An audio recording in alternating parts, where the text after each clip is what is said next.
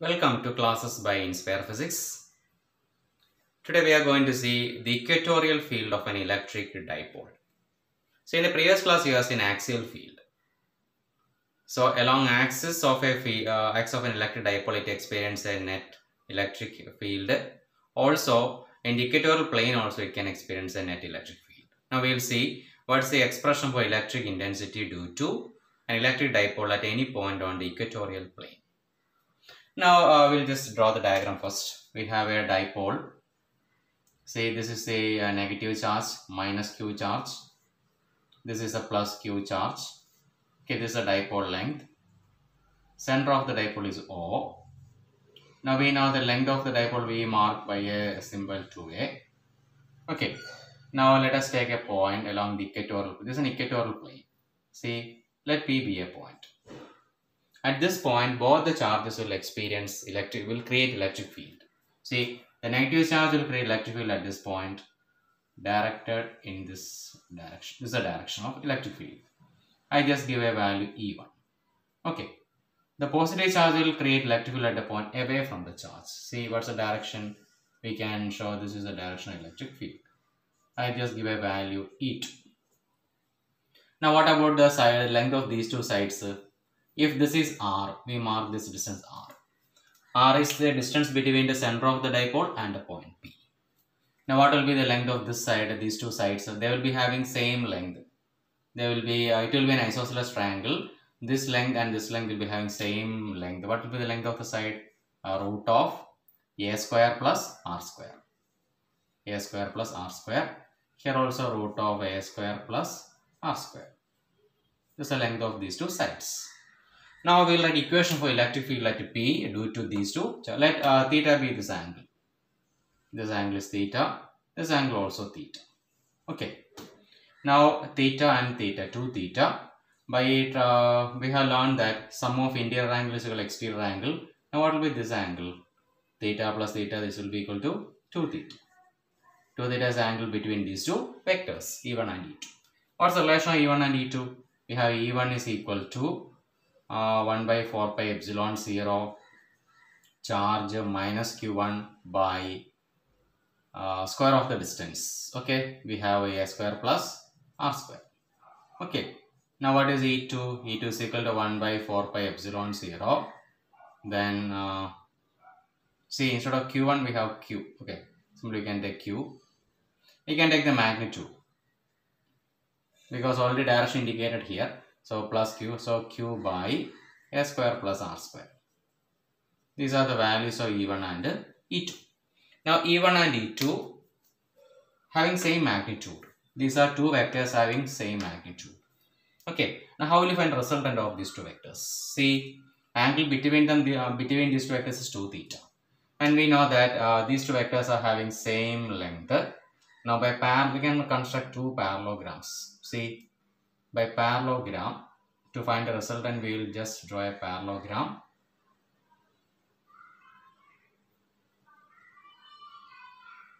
These are the vectors. This corresponds to E1 and this corresponds to E2. Now the diagonal will be the resultant. So I will draw the diagonal. This is the resultant. I give a symbol E. Okay, E is the resultant of these two vectors. Since these two vectors have same magnitude, if 2 theta is angle between them, it will actually bisect. This resultant bisect the angle. Means this angle will be theta. This also will be theta. Okay. Now we need to find the resultant. To find the resultant, we need to take components. See, we have E2 and E1. Now we'll draw these vectors once again here. See, this is E2 and this is E1. Okay. Now these are perpendicular directions, horizontal and vertical. E2 is making an angle theta here. E2 has two components. See, this vertical component, since this is the angle, away from the angle, we can take E2 or E2 sin theta. Okay, this is a component. For this, the horizontal component is, we can take E2 cos theta. Okay. E2 cos theta. Similarly for this E1, see, this angle is theta, this angle also theta.